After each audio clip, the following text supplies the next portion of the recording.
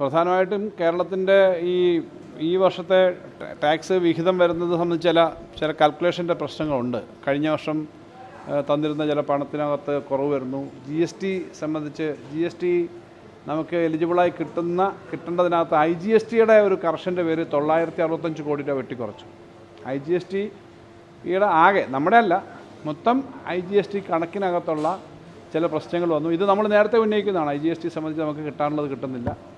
ചില ആളുകൾ തെറ്റായിട്ട് ഇൻപുട്ട് എടുക്കുന്നുണ്ടാവും. അപ്പം അതിൽ 965 കോടിയാണ് നമ്മുടെ ഈ പ്രാവശ്യം കുറഞ്ഞത്.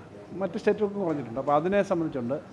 പിന്നീട് നമുക്ക് ഈ ഗ്യാരണ്ടി റിഡംഷൻ ഫണ്ട് എന്ന് പറഞ്ഞൊരു പുതിയ ഫണ്ട് വന്നിട്ടുണ്ട്. അപ്പോൾ അത് സംബന്ധിച്ച് ഉള്ള ചില കാൽക്കുലേഷൻ്റെ പ്രശ്നങ്ങളുണ്ട്. അത് പുതുതായിട്ടൊരു കാര്യം ഇൻട്രൊഡ്യൂസ് ചെയ്യുന്നു.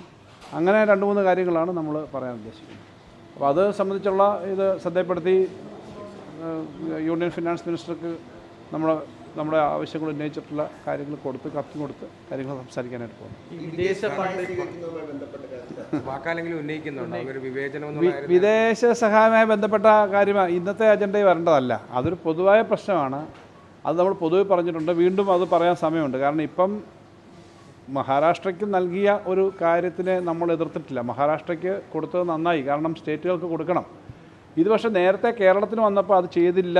അന്ന് ചെയ്തിരുന്നെങ്കിൽ കേരളത്തിന് ഈ പ്രളയം പോലെയും വലിയ ഗുരുതരമായ പ്രശ്നങ്ങൾ പോലെയുള്ളതിന് നേരിടാൻ ഇതിനേക്കാളും സൗകര്യം കിട്ടിയേനും. എന്ന് മാത്രമല്ല, ഇപ്പോൾ ചൂരൽമല പോലുള്ള സംഭവങ്ങൾ വരുമ്പോഴും നമുക്ക് വാസ്തവത്തിൽ കിട്ടാം. പക്ഷേ നേരത്തെ ഡിനേ ചെയ്തിട്ടുള്ളതുകൊണ്ട് നമുക്കത് ചോദിക്കാൻ പറ്റുന്നില്ല. അപ്പോൾ ഇങ്ങനത്തെ കാര്യങ്ങൾക്കൊരു വിവേചനം വേണ്ട കാര്യമില്ല.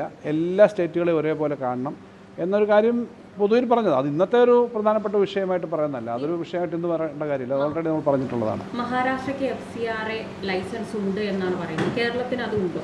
ഈ FCRA ലൈസൻസ് ഉണ്ട് എന്ന് പറഞ്ഞ കാര്യങ്ങളൊക്കെ വെറും സാങ്കേതികമാണ്. കാരണം അങ്ങനെ ലൈസൻസ് ഉണ്ടോ ഇല്ലയോ എന്ന് ലൈസൻസ് എടുത്താലാണ് കൊടുക്കുക എന്ന് നേരത്തെ പറഞ്ഞ് അങ്ങനെ എടുക്കില്ലേ. ഇവിടെ പ്രശ്നം ആയിരക്കണക്കിന് ആളുകൾ, ലക്ഷക്കണക്കിന് ആളുകൾ വീട് വിട്ട് ഓടേണ്ടി വരിക, നഗരങ്ങളും ഗ്രാമങ്ങളും തകരുക, റോഡ് തകരുക. അപ്പോൾ അതിൻ്റെ സാങ്കേതികത്വം എന്താണെന്നുള്ള ആ സാങ്കേതികത്വമൊക്കെ കറക്റ്റ് ചെയ്യാൻ എപ്പോഴും പറ്റുന്നില്ല. നേരത്തെ അങ്ങനെ ഒരു പോളിസി ഇല്ലായിരുന്നു ഇവർക്ക്. 2004 മുതൽ കൊടുക്കുന്നില്ല എന്നൊരു പോളിസി എടുത്തു. ആ പോളിസി അന്ന് ചേഞ്ച് ചെയ്യേണ്ടതായിരുന്നു, ചേഞ്ച് ചെയ്തില്ല. അങ്ങനൊരു പോളിസി പിന്നെ രാഷ്ട്രീയമായിട്ട് വലിയ പ്രഷർ വരുമ്പോൾ മാത്രമല്ല പോളിസി ചേഞ്ച് ചെയ്യേണ്ടത്. ആവശ്യമനുസരിച്ചാണ് പോളിസി ചെയ്യേണ്ടത്. ജനങ്ങളുടെ ആവശ്യമനുസരിച്ചാണ്, രാജ്യത്തിൻ്റെ ആവശ്യമനുസരിച്ചാണ്. അതാണ്. അല്ലാതെ മറ്റൊക്കെ ടെക്നിക്കൽ കാര്യങ്ങളാണ്. അല്ല, അതിന് അങ്ങനൊരു സംഗതി നേരത്തെ വന്നിട്ടില്ലല്ലോ.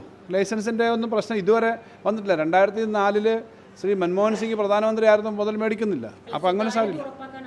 സുതാര്യതയുടെ പ്രശ്നം, സുതാര്യത ഉറപ്പാക്കാൻ ഏറ്റവും നല്ലത് ഗവൺമെൻറ് അക്കൗണ്ടിലേക്ക് തന്നെ വരുന്നതാണ്.